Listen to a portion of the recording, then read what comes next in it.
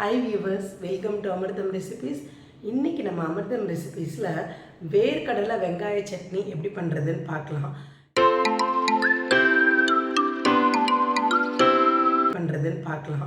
ஏன்னா யூஸ்வலாக நம்ம தக்காளி சட்னி, தேங்காய் சட்னி, புதினா சட்னி தான் அரைப்போம். ஆனால் இந்த வேர்க்கடலை வெங்காய சட்னி ரொம்பவே டிஃப்ரெண்ட்டாக இருக்கும். இதில் புளிப்பு, இனிப்பு எல்லாமே இருக்குது.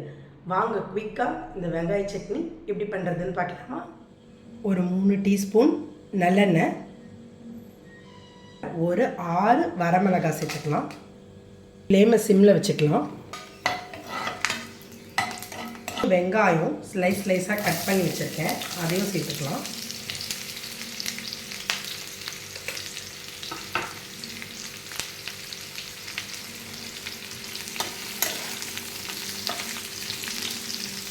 வெங்காயம் நல்லா ஒரு 3லேருந்து 4 நிமிஷம் நல்லா வதங்கட்டும். வெங்காயம் நல்லா வதங்கிடுச்சு. 4 பல் பூண்டு, சின்ன நெல்லிக்காய் சைஸ் புளி, 3 டேபிள் ஸ்பூன் வேர்க்கடலை, 3 டேபிள் ஸ்பூன் தேங்காய். இப்போது நல்லா வதக்கிக்கலாம்.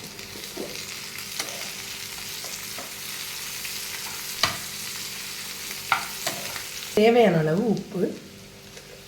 புளி போட்டிருக்கிறதுனால நான் ஒரு டீஸ்பூன் வெல்லம் பவுடர் சேர்த்துக்கிறேன். நீங்கள் வெல்லம் சேர்த்துக்கலாம், நாட்டு சர்க்கரையும் சேர்த்துக்கலாம்.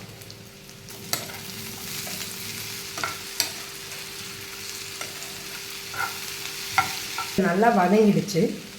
இப்போ ஃப்ளேம் ஆஃப் பண்ணிவிட்டு மிக்சர் ஜாரில் சேர்த்துக்கலாம்.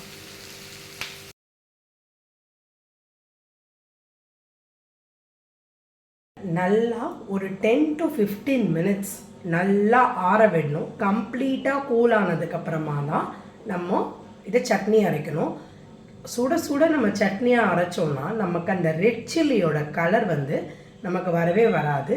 சட்னி ரொம்ப பிளாண்டாக ஒயிட் கலரில் இருக்கும். ஸோ எப்போ எந்த சட்னி அரைச்சாலுமே காஞ்ச மிளகா போட்டு நம்ம நல்லா ஒரு 10 மினிட்ஸ் நல்லா ஆற விடணும். நல்லா ஆற விட்டதுக்கப்புறமா அரைச்சோம்னா சில்லியோட கலரை அழகாக ரீட்டைன் பண்ணி சட்னி நமக்கு ரொம்ப நல்லா கலர்ஃபுல்லாக வரும். இது தாங்க சட்னி ரெட்னஸாக ஹோட்டல்ல எல்லாம் கொடுக்கறதுக்கான சீக்ரெட். இப்போ பார்த்திங்கன்னா இந்த மிக்சர் நல்லா ஆறிடுச்சு. இப்போ நான் அரைச்சி எடுத்துகிட்டு வந்து காமிக்கிறேன் இந்த சட்னி எப்படி வந்திருக்குன்னு சொல்லி.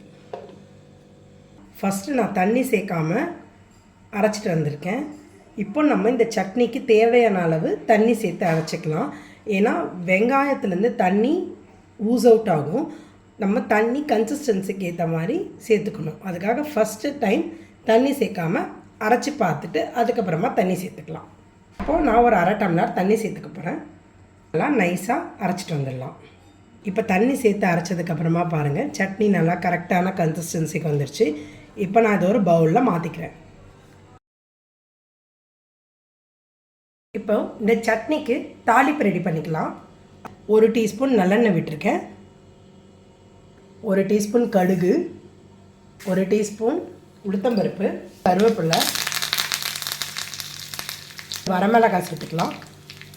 நல்லா பொரிஞ்ச உடனே சட்னியில் சேர்த்துக்கலாம்.